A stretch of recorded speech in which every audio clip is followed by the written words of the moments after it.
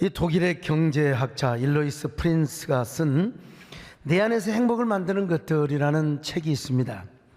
그는 그 책에서 말하기를 사람들은 행복을 자꾸 숫자로 표시하고 경제적 지수로 기준을 매기려고 한다, 이렇게 이야기를 하였습니다. 근데 이제 그는 경제학자로서 참 훌륭한 얘기를 했어요. 책 끝부분에서 무슨 얘기를 하느냐, 내 안에서 행복을 진짜 만드는 것들은 진정한 인생의 가치가 무엇인지를 통찰하고 나다운 삶을 끌어가는 데 있어서 의미 있는 여정, 참 그 자체가 행복이라는 겁니다. 근데 이 반면에 우리 그 기독교 학자죠, 크리스찬 아주 영성 대가인 리차드 포스터가요, 어떤 책을 썼냐면 돈, 섹스, 권력이라는 책을 썼어요. 그는 그 책에서 대부분의 세상 사람들은 다 그렇대요. 돈을 많이 가지고 돈을 많이 벌어야죠. 쾌락을 누리고, 그리고 또 권력과 명예를 성취하는 거, 이게 이제 행복이라고 생각을 한다는 겁니다. 여러분 동의하십니까? 그것이 진짜 행복일까요? 그러나 러시아의 단편 소설의 아버지라 불리우는 안톤 체호프는 진짜 아주 전혀 또 다른 대답을 했습니다. 자기가 가장 행복했을 때는 언제냐? 자신의 책이 가장 많이 팔리고 베스트셀러가 되어서 부와 명예를 가질 때, 그때가 아니었다는 것입니다. 여러분, 저도 책을 뭐 50권을 넘게 냈는데 많이 팔리면 좋죠. 또 진짜로 정말로 베스트셀러가 뭐 여러 번 있었지 않습니까? 근데요, 자신이 가장 행복할 때는 17세 소녀로부터 편지를 받았을 때였다는 겁니다. 17세 소녀. 그 편지 내용이 뭔 줄 아세요? 선생님, 저는 선생님의 글을 읽으며 단 한 번도 사전을 찾아본 적이 없어요. 여러분, 자신의 글이 너무나 쉬워서 책을 읽는데 17살 소녀가 사전 한번 찾지 않고 쉽게 읽었다는 그 내용의 편지를 읽고 이 세상에서 가장 행복했다는 겁니다. 참, 그런 의미에서 안톤 체호프는요, 너무나 인간적이고 휴머니스틱한 고백을 한 겁니다. 참 인간적인 사람이죠. 내가 좋아하는 사람에게 인정을 받고 내가 사랑하고 존경하는 사람에게 칭찬을 받는다는 게 얼마나 행복한 줄 아세요? 이런 의미에서 뭐 이런 얘기 또 안 오고 갈 수도 있는데요, 참새가 또 어떻게 지나가겠습니까? 저희 집사람 애기 없다는 거 다 아시죠? 근데 감사한 것은 여러분들한테는, 그리고 우리 애들한테는 왜 이렇게 우리 여러분 성도들 자녀들한테 애교가 많은지 몰라. 야, 너 잘 있었니? 그리고 사탕 갖다 주면서 얼마나 잘해준지 몰라요. 근데 저한테는 아직도 이 말을 못하고 있습니다. 목사님, 어쩌면 이렇게 설교를 은은스럽게 잘하세요. 요즘 따라 설교가 더 좋아지고 있는 것 같아요. 난 진짜 우울증이 올려가도 목사님 그 긍정적 설교를 들으면 진짜 제가 뿅 간다니까요. 이런 얘기 안 합니다. 제가 장담합니다. 앞으로도 안 할 겁니다. 왜? 그렇게 생겼기 때문에. 그러나 고마운 것은 우리 장로님들한테는 어쩜 이렇게 장로님 그러는지 몰라요. 사모지요. 여러분, 소펜하우어라고 하는 철학자 아시죠? 그는 행복론과 인생론이라는 책을 썼습니다. 소펜하우어는 프로이드 및 융의 심리학에 많은 영향력을 끼친 실존주의 철학자입니다. 어떤 의미에서 염세주의 철학자지요. 그는 1788년 부유한 상인의 아들로 태어났습니다. 아버지는, 야, 너 장사해라, 돈을 많이 벌어라, 거상이 되어라, 만상이 되어라. 근데 이 쇼펜하우어는 돈 버는 것보다도 생각하고 탐구하고 연구하는 걸 좋아했어요. 사색하고 말이죠. 그러다가 어느 날 아버지가 상점 창고에서 뭐 일을 하다가 떨어져 죽는 모습을 발견해, 에라이, 아버지 죽고 나서 상점을 다 정리하고 대학에 들어가서 철학 공부를 합니다. 사실 우리는 그가 염세주의 철학자라고 이제 그렇게 알고 있잖아요.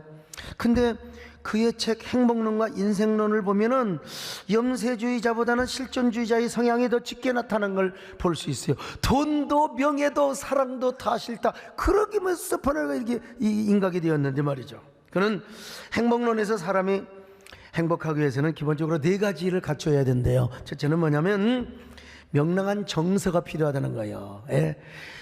명랑한 정서, 매사를 긍정적으로 밝게 보고 밝게 생각할 수 있는 정서가 필요하다는 거예요. 여러분 혹시 이 노래 아닙니까? 낭낭18세 낭낭18세, 이선희 선생님이 불렀던 노래인데, 이런 거 보면 야 나도 이게 참, 야 나도 18살로 돌아가면 좋겠는데, 눈 감고 있는 사람 뜨세요. 오늘 돌아가실지 몰라요. 모든 걸 매사에 좀 밝게, 좀 긍정적으로 좀 볼 수 있어야 된다는 겁니다.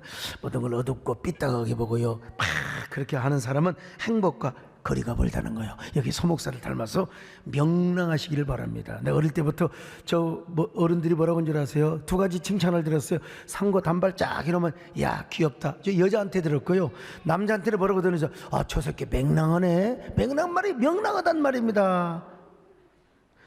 두 번째는 건강한 몸이 있어야 된대요. 정서 다음으로 중요한 것이 뭐냐? 건강이요. 맞습니다. 건강해야죠. 제가 허리가 지난번에 한번 삐끔해갖고 며칠 고생했어요. 어떻게 자다가 허리가 삐끔합니까 도대체가, 정말. 그런데 참 요즘 의학이 좋더만. 그냥 주사 맞고, 또 우리 어제 저녁에 이재원 전사님 오셔서 딱 그냥 링거에다가 또 놓는, 허리가 딱 풀려버리더만. 보니까 참 건강해야죠. 건강하지 못하면 아이고 행복할 수가 없어요. 세 번째는 정서적 혹은 심리적 평온이 있어야 된다는 것입니다. 그런 의미에서 이제 지나친 욕망을 버리래요. 요즘 사람들을 만나보면요, 정말 자기 분수를 알고 살아가는 사람 참 행복할 수 있어요. 근데 분수를 모르니까 헛된 과욕을 부리는 것이요, 넘치는 욕망을 갖게, 그 욕망 때문에 나중에 불안하게 돼요. 나중에 뭡니까? 불행하게 되는 것입니다. 넷째는 약간의 재산이 있어야 된다는 겁니다. 동의합니다. 사람이 그래도 먹고는 살아야지요. 먹고 살 뿐만 아니라 내가 좀 가난한 사람, 좀 마음의 동정심이 느껴지면 좀 돕고 섬길 수 있는 사람, 필요할 때 내가 자식들에게도 공급해주고 아내에게 돈도 줄 수 있는 사람, 이 사람이 행복할 수 있다는 것입니다. 자, 이 쇼펜하우어는 네 가지, 이걸 딱 갖춰야 행복하다는 겁니다. 이 네 가지가 갖춰지면 진짜 행복할까요? 또 속지 마세요. 이 세상 어느 누구도 행복에 대해서 말할 그런 자격이 없어요. 사실은요, 하나님만이 주시는 행복이 있거든요. 그 행복을 누리지 않고는 이 땅에서 진정으로 행복하다고 말할 수 없어요. 파스칼이 말한 대로 우리 안에 깊은 공간에 하나님을 모셔야 될 공간이 있어요. 그 하나님이 내 안에 진정한 만족과 행복과 심리적 정서적 평온을 주셔야 진짜 평온하고 행복한 것이죠. 자, 그래서 우리가 하나님만이 주시는 행복을 소유해야 돼요. 어떻게 할 수 있을까요? 첫째로 적절한 자존감과 그리스도인의 정체성을 소유해야 합니다. 그런 의미에서 영국의 경제학자 리처드 레이어드는 행복의 함정, 가질수록 행복은 왜 줄어드는가? 이분 말합니다. 20억을 가지면 행복한 줄 알았어요. 근데 20억을 가져도 20억짜리 아파트를 샀어도 덜 행복한 거예요.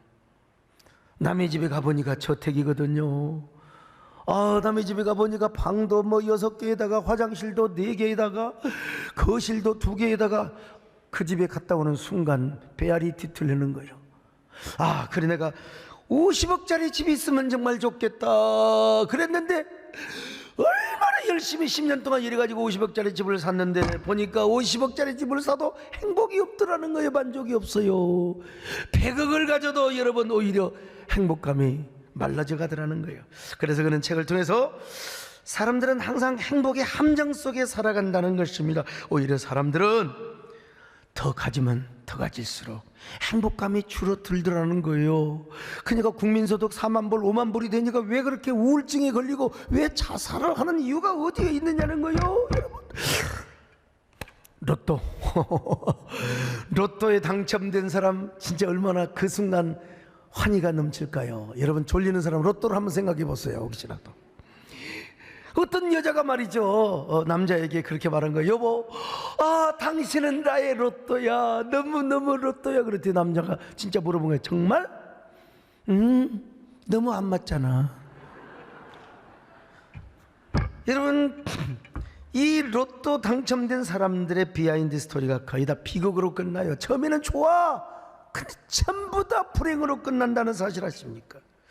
그러므로 우리는 얼마나 더 가졌느냐보다 더 중요한 게 뭐냐, 나의 존재감이 얼마나 확실하느냐가 중요한 것입니다. 그런 의미에서 에릭 프롬도 말이요, 소유냐 존재냐 라는 책을 통해서 소유보다 존재가 더 중요하다는 걸 피력하고 있어요. 더구나 우리 그리스도인은 그리스도 안에서 높은 자존감을 가져야 돼요. 제가 늘 하는 얘기가 있잖아요. 우리의 존재는 하나님의 소유라는 것입니다. 성경은 하나님이 우리를 만드신 바라, 에베소서 2장 10절이죠. 시작. 우리는 그가 만드신 바라. 자, 그가 만드신 바라. 여기 보면요, 이게 만드신다는 말, 우리가 하나님 앞에 지음받았다, 이게 헬라어로 포이에마라는 말로 표현되어 있어요. 포이엠, 여기서 뭐가 나오냐, 포엠, 시라는 말이 나와요. 하나님이 여러분의 대충 시를 썼겠습니까? 여러분을 그냥 명시로, 위대한 명작으로 만드셨다는 것입니다. 제가 지은 시 가운데요, 명시가 몇 개나 되나 별게 없어요. 그냥 쓰다 보니까 이거는 김소월 씨도 마찬가지고 정호승 쌤도 마찬가지예요. 사실은요, 수많은 노래, 수많은 그 시를 지었는데 명시는 사실 가수들도 마찬가지입니다. 수백 곡 이상을 불렀는데 거기에 명작은 사실은 많지가 않아요. 예? 저의 대표적인 시는요, 꽃입니다. 꽃시, 저는 저 교계에서도 그렇고 시인들이 뭐냐면 소강석 꽃시 시인이라 그래요. 근데 요즘 제가 정말로 아끼는 시가 있어요. 그것은 바로 내 마음 강물되어. 훌륭한 시도 아닌데 제 이 시에다가 제가 곡을 붙였거든요. 제가 이름에도 작곡을 했어요. 저는 정말 제 개인의 성을 쌓지 않고 길을 내려고 하는 사람으로 살아왔어요. 오죽하면 저는 지금까지도 총회장 명함을 써본 적이 없어. 한교총 대표회장, 6만 교회를 대표하는, 여러분, 우리 한국교회 사실은 어떤 의미에서 우리 영광 아닙니까? 우리 교회 영광이고 저희 명예이기도 하죠. 그러나 저는 한 번도 아직 명함 써본 일이 없습니다. 명함 돌려본 적이 없어요. 오직 하나님의 영광, 내 이름과 쓸 일도 없었지만요, 내 이름을 알리려고 하는데 별로 관심이 없었다니까 별로 관심이 없었어요. 저는 최근에 우리 교단과 청신 그리고 한국교회 연합사역을 하면서 가슴 아프고 답답한 경험을 할 때가 왜 길을 내야 되니까. 옛날 경부선 내려고 할 때 경부선 다 반대했지, 누가 찬성한 사람 누가 있었겠어요? 여러분, 그런 것들이 말이에요, 뭐하게 그런 일을 하려고 하느냐. 소목사 편하게 1년 동안 그냥 총회장하고 한교총 대표회장하고 끝나면 되는 거지, 뭘 그렇게 어려운 일을 하느냐. 이런 것들이 뭐야, 저에게 아픔이 되고 상처가 될 수 있어요. 그리고 그 상처와 아픔은요, 얼마나 나의 애간장을 태우겠습니까? 그럴 때 어때요? 그냥 이 노래를 부르면서 다 아픔과 상처를 강물처럼 흘려보내는 겁니다. 강물처럼 흘려보내는 거예요 말이죠. 내 마음 강물되어 흐르고 있습니다.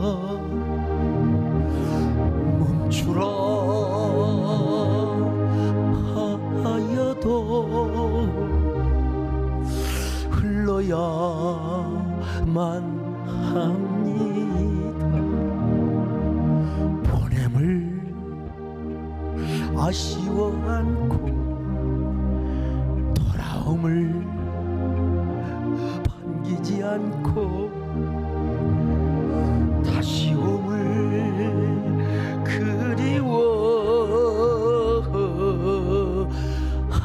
그리워하지도 않습니다.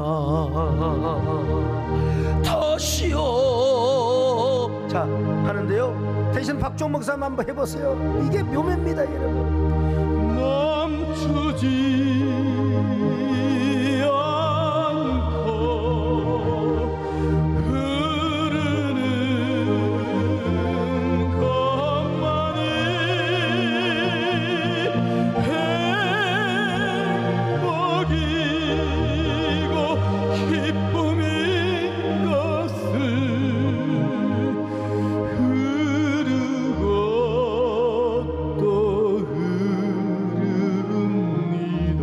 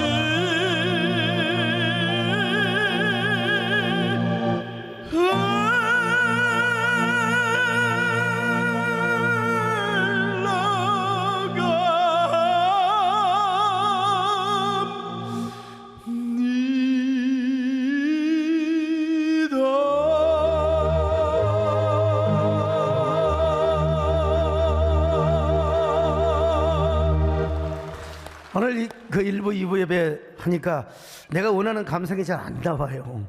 우리 세계적인 이 테너죠? 소프라노가 아니라. 그 제가 아까 금방 연습을 했어요. 그리고 성악하는 사람들은 저음을 자꾸 이렇게 자기 식으로 빼려고 하거든요. 그래서 앞대가리는 내가 하겠다. 그리고 뒤에는 당신이 해라. 또 오늘 정말 잘하셨네요. 박수 한번 다시 한번. 이거 여러분 쉽게 듣지 마세요. 제 중년 가장 힘들고 어려울 때 정말 그 뭐라고 할까요? 배신이라고 할까요? 배신의 계절, 배반의 장미. 정말 그런 순간에 제가 이 가사를 썼고 이 곡을 제가 썼습니다. 가끔 제가요, 저 양반 천국 갈까? 저 양반 어떻게, 저 사람은 어떻게 그리스도인이라고 해? 저 사람 어떻게 하나님 종이라고 해? 그런 생각을 할 때마다 내가 이 노래를 불러요. 그리고 다시 저의 존재감, 다 어차피 지나가는 것들, 어차피 다 고통도 미움도 원망도 지나가는 것, 아이고 강물처럼 흘려보내버리자. 그러면서 제가 이런 생각을 합니다. 그래, 난 누가 말해도 하나님의 자녀다.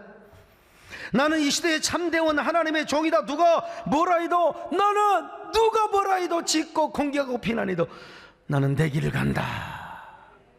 나는 한국교회를 하나로 세워가는 그런 지도자가 될 것이다. 이럴 때 여러분 내 마음에 평화가 오고 내 마음에 행복이 오더라고요. 그리고 여러분, 아이고 서목사 당신 말이야, 그냥 한번지 뭘 그렇게 힘들게, 그냥 뭘 그렇게 그냥 생태계니 뭐 공적 사역이니. 여러분, 저에게는 또 이런 말씀이 있어요. 물 가운데, 아무리 불 가운데 지나가도 죽지 않아요. 누가 욕한다고 비방한다고. 여러분, 나에게는 신념이, 하나님 앞에 확신이, 내가 가는 길에 대한 확신이 있단 말이요. 자, 이사야 43장 1절입니다. 시작. 야곱아, 너를 창조하신 여호와께서 지금 말씀하시느니라. 이스라엘아, 너를 지으신 이가 말씀하시느니라. 너는 두려워하지 말라. 내가 너를 구속하였고 내가 너를 지명하여 불렀나니 너는 내 것이라. 자, 우리가 하나님 것이래. 하나님 것이요. 그냥 우리가 열어보세요. 자, 강물을 건너도 강물이 우리를 엄몰하지 못해요. 불꽃을 지나가도, 코로나 불꽃을 지나가도, 코로나 왕관, 가시같은 왕관을 지나가도 여러분 또 하나님이 보호해 주시면 보호해 주시는 건, 그렇다고 우리가 조심하지 말자는 게 아니라 당연히 조심하지 마. 우리가 모르는 사이에 스쳐가도 하나님이, 나는 얼마나 많은 코로나 확진자 옆에 스쳐갔는데 그때마다 다 조사받았지만 저는 음성. 여러분 진짜 우리 공동묘지도 음성에다가 삽시다. 여러분, 부활의 동상, 우리는 죽어도 코로나는 안 걸립니다. 음성. 이사야 43장 2절 시작. 내가 물 가운데로 지날 때에 내가 너와 함께 할 것이라. 강을 건널 때에 물이 너를 침몰하지 못할 것이며 내가 불 가운데로 지날 때에 타지도 아니할 것이요 불꽃이 너를 사르지도 못하리니. 자, 여러분, 일반적으로 여러분 심리학자들에 의하면 일평생 동안 사람들이 얼마나 불안하고 얼마나 우울감을 겪느냐, 57,800번 정도의 불안함을 겪는다는 거예요. 참, 이거 우리도 모르는 순간에 지금 2만, 3만 이상 아마 불안감을 겪었을지도 몰라요. 그러나 우리가 예수 그리스도 안에서 자신의 존재감과 정체성을 찾으면 이 모든 것, 두려움을 이길 수 있습니다. 불안을 이길 수 있어요. 우울감을 이길 수 있어요. 왜냐? 하나님이 우리를 지킨다는데. 우리는 우리가 가는 길이 어떤 길인지 알아요. 여러분, 그 길이 바로 사명의 길이요, 하나님의 자녀가 걸어야 할 길이라 이 말입니다. 예. 그럴 때 우리 하나님께서 우리를 지켜주시고 보호해 주세요. 두려움이 없습니다. 걱정이 없습니다. 베드로전서 2장 9절에 보니까 왜 갑자기 음악이 나온지 모르겠어요.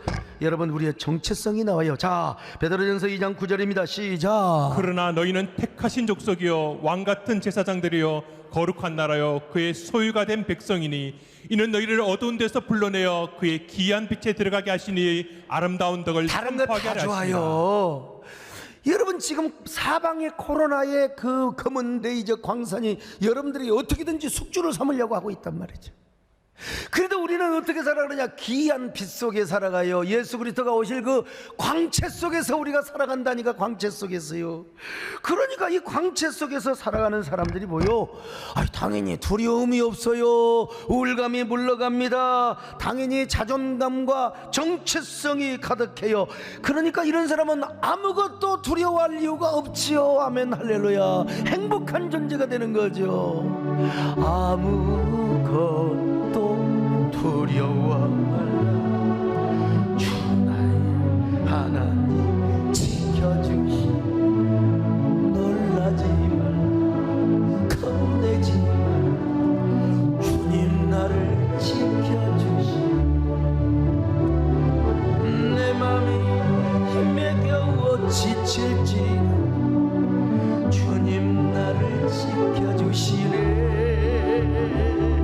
세상에 험한 풍파 몰아칠 때도 주님 나를 지켜주시네. 주님은 나의 항상, 주님은 나의 영생,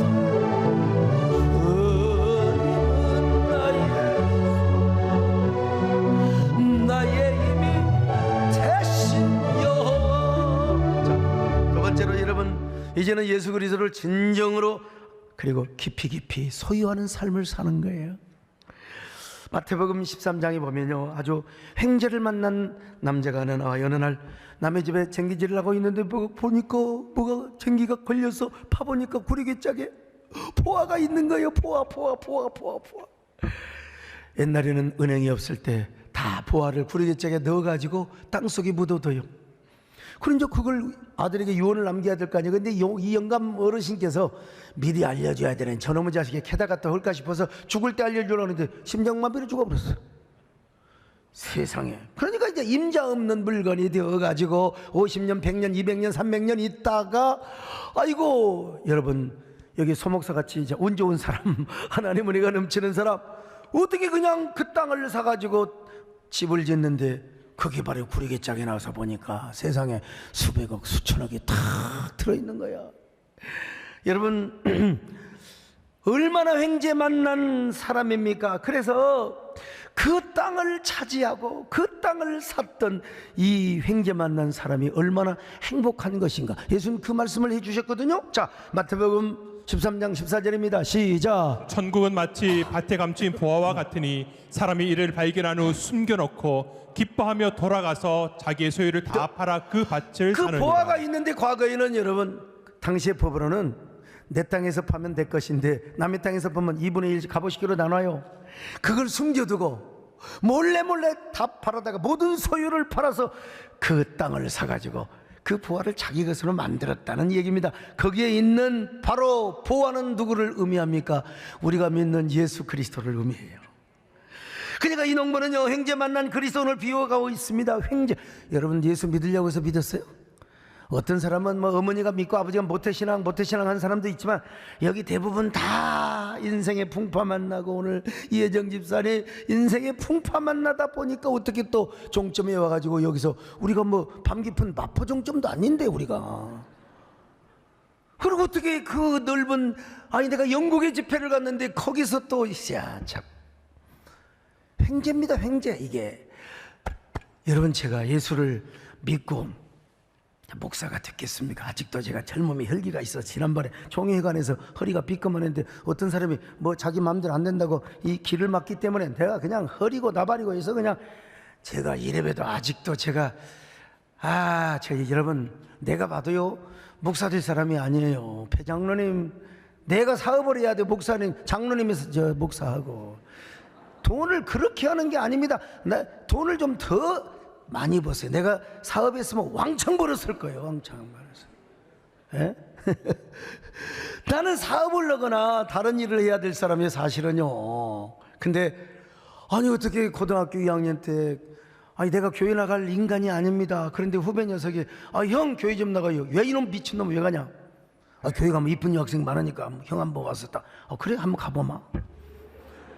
그래가지고 여러분 하나님을 만났습니다. 제가 저는 그래서 뭐 정치인들 교회 오고 뭐 이런 사람 와도 그냥 다 받아줘. 왜? 그래서 예수 믿고 여기 목사까지 돼버렸다니까 세상에. 왜 그때 그 교회 문학의 밤이라는 게 있어가지고 그거 없으면 나왔다가 안 나올 수도 있어요. 문학의 밤 때문에 내가 또 그거 실력 자랑한다고 그냥 글 쓰고 시 쓰고 말이요. 그러다가 그냥 딱 잡혀버렸어요. 이게 뭡니까? 정말 횡재 만난 사람 아니겠습니까? 오늘 여러분도 마찬가지요. 예수 그리스도를 만나고 그를 보화로 소유한 사람이 가장 행복한 사람이라는 거예요. 그래서 사도 바울이 뭐라고 고백합니까? 내가 예수 그리스도를 아는 지식이 가장 고상한 지식이라는 거예요. 그 전에 알고 있어도 헬라 철학, 로마의 법률, 유대인의 모든 탈무드 지식 이거요 다 해로운 것으로 여겼어요. 분토만도 못했어요. 배설물처럼 여겼습니다. 예수 그리스도를 아는 지식이 가장 고상했기 때문이라는 것입니다. 예수 그리스도를 소유하는 것이 자기 인생의 가장 큰 보화였다는 것입니다. 자, 빌립보서 3장 7절로 8절을 봅니다. 시작. 그러나 무엇이든지 내게 유익하던 것을 내가 그리스도를 위하여 다 해로 여길 뿐더러 또한 모든 것을 해로 여김은 내 주 그리스도 예수를 아는 지식이 가장 고상하기 때문이라. 내가 그를 위하여 모든 것을 잃어버리고 배설물로 여김은 그리스도를 얻고. 자, 그리스도를 얻고 모든 거 배설물로 여기고 똥물로 여기고 해로운 것으로 여기고 해악으로 여기서 그 전에 알고 있었던 거 그 전에 알고 있었던 모든 지식과 경험. 근데 왜 예수 그리스도를 아는 지식이 가장 고상하며, 그래서는 뭐예요? 이제는 예수 그리스도를 얻는 목적을 삽니다. 예수 그리스도를 얻고, 이 말이 뭔 말이요? 보화를 받고 은혜를 받고 주님을 만나고 그런 말 아니겠습니까? 그래서 예수님을 더 깊이 만나고 만나는 이 자체가 자신의 행복이었다는 것입니다. 그래서 그는 날마다 이렇게 고백합니다. 주님 한 분밖에는 아는 사람이 없습니다. 주님 한 분밖에는 나의 진정한 행복이 없습니다. 당신이 나의 행복입니다. 당신이 나의 보화입니다. 할렐루야. 이제 그래서 그는 언제나 예수 그리스도 안에서 자신이 발견되는 삶을 살고 싶었어요. 발견되는 삶. 자, 빌립보서 3장 9절입니다. 시작. 그 안에서 발견되려 함이니. 그 안에서 발견되려 함이니. 그래서 여러분요, 그게 뭐요? 주님 앞에 관심 받고 싶었던 거예요. 여러분 사랑하면 사랑하는 사람한테 관심 받고 싶잖아요. 안 그래요? 관심 받고 싶지요. 그런 의미에서 이제 이몽택 씨가 쓴 관종의 조건이라는 책이 있어요. 관종의 조건. 이 책에서 세상 모든 사람들은 관심받는 종자들을, 사실 좋은 표현은 아닙니다. 관심받는 종자. 세상 모든 사람이 남에게 관심받고 싶어 한다는, 특별히 여러분요, 연예인들은 우리 남진 장로님은 안 되잖아요. 잊혀지면 안 돼요. 잊혀지면 안 돼요. 그냥 사람들이 나를 알아줘야 되고 인기가 있어야 되고 막 그렇지 않습니까? 그러나 사도 바울은 진짜 거룩한 관종으로 살아갔습니다. 사람의 평판이나 인기 따위 그런 거 소용없어요. 나도 바울의 길을 가고 있습니다. 하나님이 나를 어떻게 보고 계시는가? 하나님이 나를 어떻게, 나는 하나님 보시기 어떤 사람인가? 그러므로 나는 하나님을 기쁘시게 해야지, 하나님을 즐겁게 해드려야지. 여기서 사도 바울은 행복을 찾았다는 거예요. 여러분도 이런 데서 행복을 찾으시기를 축원합니다. 사도 바울처럼 거룩한 관심종자, 거룩한 관종으로 살아가세요.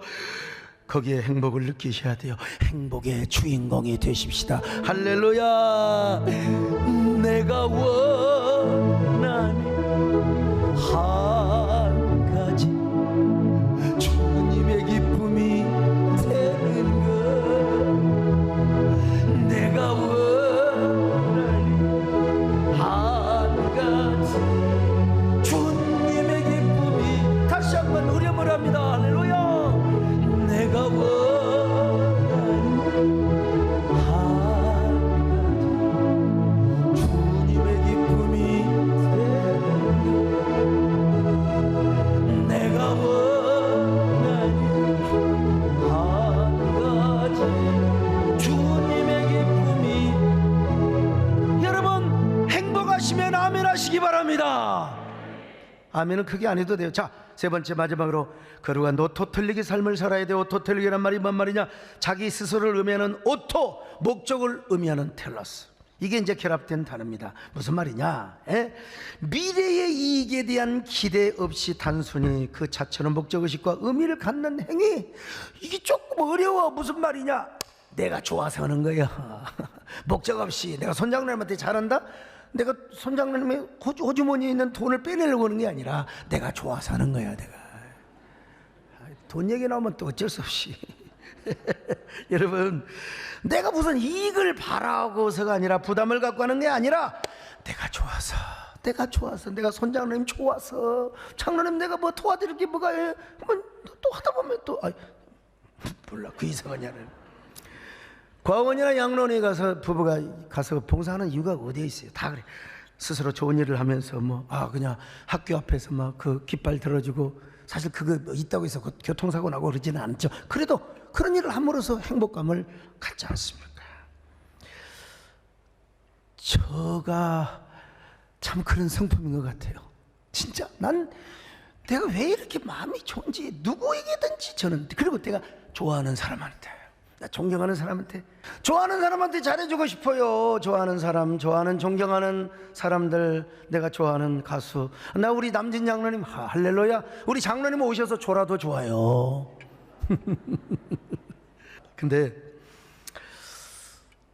우리 가족도 마찬가지입니다. 저는 우리 집사람 하여간 뭐든지 있으면 그냥 책상에 조그마한 봉투가 있으면요 그냥 가져가잖아요. 고마워요. 그거죠. 마누라니까 그럴 수 있죠. 아들도 큰 인물 만들기 위해서 계속해서 제가 뒷바라지고 공부합니다. 큰 인물 되거라. 저희 가족들은 저의 땀과 피를 빨아먹는 사람들입니다. 순늑대의 삶을 살아요 제가. 근데 어쩔 거요? 그것이 나의 보람이고 행복이요. 남자들 그렇잖아요. 이런 괜히 이제 원수를 만나가지고 그건 남자가 아니야. 순늑대는 자기가 배가 고파 토끼 한 마리 잡아갖고 오는데, 그때 그냥 암늑대가 얼마나 안칼지게 뺏어다가 새끼들 먹여요. 그러면 순늑대는 터벅터벅 가서 지가 쥐새끼를 잡아먹던, 뱀을 잡아먹던. 우리 남자들 다 그래야 이게 행복입니다 여러분요. 내가 아니면 누가 지키랴 이 말이야. 하다못해 우리 현주 손주도요, 할아버지가 돈 주면 얼른 받아다가 지 호주머니에 넣어야 될 텐데 지금 엄마 갖다 줘. 엄마. 참 가족분입니까? 자, 좋아하는 사람들에게 베풀고 섬기고, 이것이 행복. 이게 뭐냐? 오토텔레게 가져다 주는 행복이라 이 말이야.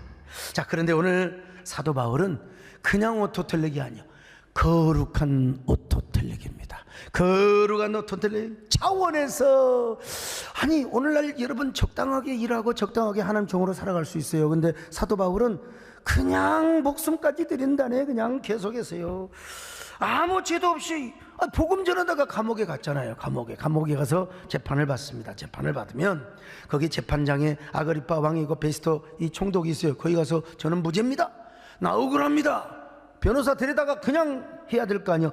근데 바울이 뭐라고 한 줄 아세요? 왕이야, 내가 불행하다고 생각하십니까? 나만큼 행복한 사람이 어디가 있어요?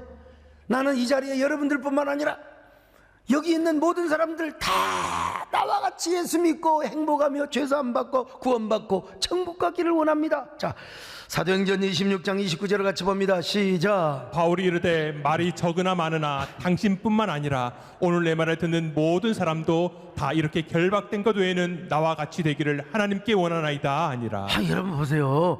자기 무죄를 강조해야지. 자기가 어떻게 예수님을 만나고 내가 만난 예수님은 어떤 분이며, 그러니까 아그리파 왕이 저가 미쳤다고 할 수밖에 없죠. 또라이, 왕 또라이 했을 거 아니요. 그러자 바울이 뭐라고 말합니까? 재판석에 총독, 근데 자기는 포승줄에 여러 번 지금 포박이 되어 있어요. 그러니까 막 손을 오르락 내려가면서 여러분 제가 예수를 이래 만나고 이랬습니다. 아이고 너 미쳤어. 그러니까 아니요, 내가 이렇게 포박이 된 것 빼놓고는 더 당신들이 나와 같이 되기를 원합니다. 뭐요? 나처럼 예수 믿고, 나처럼 천국 가고, 나처럼 죄사함 받고, 나처럼 행복하게 되기를 바랍니다. 여러분뿐만 아니라 이 자리에 있는 모든 사람들이야 더 나와 같이 되기를 원합니다. 제가 봐도 진짜 왕또라입니다 여러분. 그러나 바울은 행복했어요. 행복했어요. 행복했어요. 그러므로 정독뿐만 아니라 여기 있는 사람들 다 예수 믿으세요 이 말이요. 다 행복하세요. 이 거룩한 오토텔릭의 삶을 살았습니다. 그러니까 자기는 행복하다고 고백할 수밖에 없어요. 여러분도 행복하면 우리 고백해 봅시다. 여러분요, 나는 행복해요. 사랑이 샘솟으니 아버지의 품 안에서 떠나 살기 싫어요. 나는 행복해요. 사랑이 샘솟아 이 세상 무엇이든 채우고. 여러분, 사람, 이 세상에 이런 사람이 어디가 있어요? 그러니까 자신은 마지막 인생 죽음을 앞두고 전제처럼 부어진 삶을 살았다 그랬어요. 디모데후서 4장 6절입니다. 시작. 전제와 같이 내가 벌써 부어지고 나의 떠날 시각이 가까웠도다. 전제가 뭐예요? 구약의 제사는 짐승을 태워서 드렸잖아요. 자, 우리 쉽게 저기 어디 갈비집에 갔어요. 고기가 다 이제 거좀 다 이제 다 먹었어. 근데 아직도 지금 불은 사글사글하고 있어요. 거기다가 라면 몇 조가리를 한번 딱 불 속에 넣어봐요. 그 탄 냄새가 얼마나 맛있겠어. 예. 이게 전제예요. 고운 가루를 그 타는 장작 부위에다가 탁 뿌리는 거예요. 그러면 냄새가 아주 그냥 죽여줘요. 아주 그냥. 옛날에 우리는 옛날에 제사밖에 없었어요. 그냥 설 돌아오고 추석 돌아 떡이 이제 굳어 있잖아요. 그걸 화로가에다가 두고 그거 한번 구워 먹어봐. 오늘 우리 떡 구워 먹읍시다. 죽여줍니다. 예? 진짜 현빈 가수의 고백이 맞다니까 아주 그냥 죽여줘요. 그냥 죽여줘요. 거기다가 와인을 한 잔 쫙 부어요. 얼마나 그 냄새가 기가 막히지 않겠습니까? 지금 이런 고백으로 이제 기름 섞은 가루를 뿌리는 거예요. 하나님, 오늘 정말 예배 드릴 수 있어서 감사합니다. 우리 식으로 말하면 그런 거예요. 현장 예배 나와서 정말 감사합니다. 헌신도 할 수 있어서 감사합니다. 저도 이렇게 행복하고 즐거운데 하나님 얼마나 이 제사를 받고 기쁘시겠어요? 행복하시겠어요? 다음에 또 오겠습니다. 다음에 예배 드리러, 다음에 현장 예배 드리러, 다음에 제가 헌금 가지고, 다음에 11조 가지고 또 오겠습니다. 아니, 평생 저는 물질이 아니라 주님이 원하시면 나의 생명도 드리겠습니다. 이게 지금 바울이 고백하고 있는 거예요. 주 예수께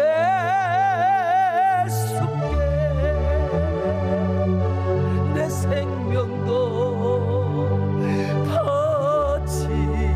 바치니 더.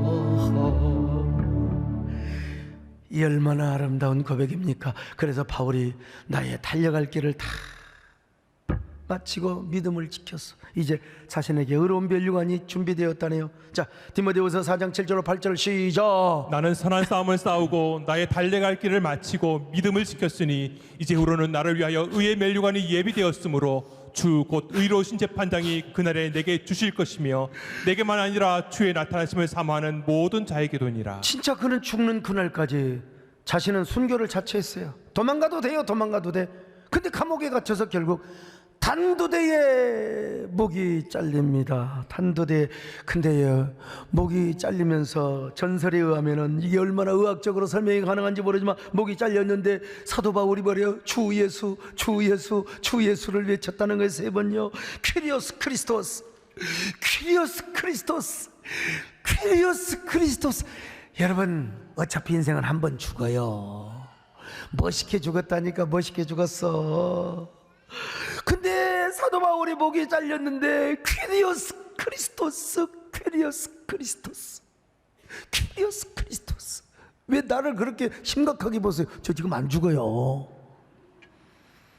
근데 바울이 이렇게 목이 3번 튀었는데 거기에 강단이 3개가 지금도 이렇게 마련이 되어 있습니다. 강단을 설치해놨어요. 주님만을 사랑하며 고백하는 사도 바울. 오늘 여러분 이 시대를 살아가는 사도 바울이 되시기를 축원합니다. 주 예수보다 귀한 것은 없었습니다. 아멘. 주 예수보다 더 귀한 것은 없네. 이 세상 부귀와 바꿀 수 없네. 영죽을 내 대신 돌아가서 그 놀라운 사랑 잊지 못해. 세상 즐거움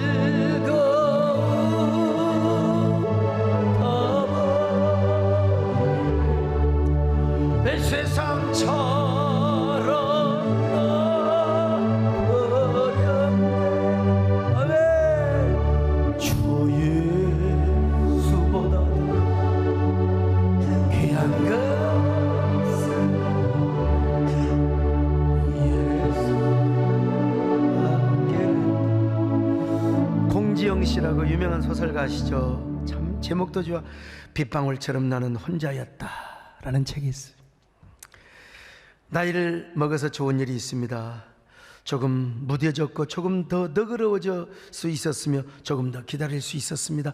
이 맞아요. 보니까요. 진짜 나도 나이를 먹어 보니까 옛날에는 막 급한 성격 말이죠.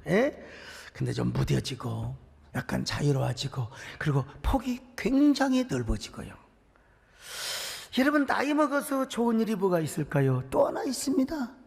나이를 먹을수록 더 행복해져야 됩니다. 왜 나이를 먹으면서 불행해져요? 노년에 나이를 먹으면서 행복해야죠. 나이를 먹을수록 내가 누구인가 그리스도 안에서 존재감, 정체성을 가져야 돼요. 나이를 먹을수록 더 주님을 가까이 하며 주님을 소유하고 주님에게 관종의 삶을 살며 그분을 얻고 얻는 삶을 또 살아야죠. 그러면서 그분을 향하여 걸어간 오토텔렉 언젠가 갈 거 아닙니까? 우리가 내 인생 여정 끝내어 강건더 언덕이를 때 하늘문 향해 내가 말하리라. 예수님 인도하셨습니다. 아름다운 이 세상 소풍 끝나는 날 가서 아름다웠다고 말하리라. 할렐루야. 언젠가는 여러분, 그래서 우리가 주님을 더 가까이 하고 주님을 향한 거룩한 오토텔렉의 삶을 살아서 그런 행복한 사람 되시기를 바랍니다. 오늘 고백하세요. 다른 사람 몰라도 하나님, 저는요 오직 주님 없이는 살 수 없습니다. 내 주님의 거룩한 관종의 삶으로 살아야 됩니다. 나는 그분을 향하여 거룩한 오토텔렉의 삶을 살아야 합니다. 이렇게 고백하시는 저와 여러분 되시기를 축원합니다. 이 세상 주님 없이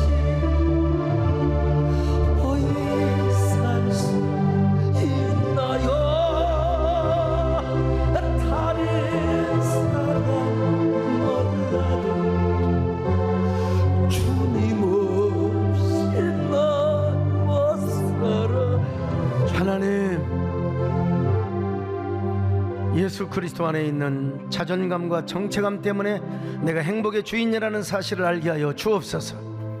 그리고 내가 만난 그리스도를 더 얻고 또 그 안에서 관종의 삶을 살게 하여 주옵소서. 그리고 그분을 향한 거룩한 오토텔렉의 삶을 삼으로써 이 세상에서 가장 행복한 사람이 되게 하여 주옵소서.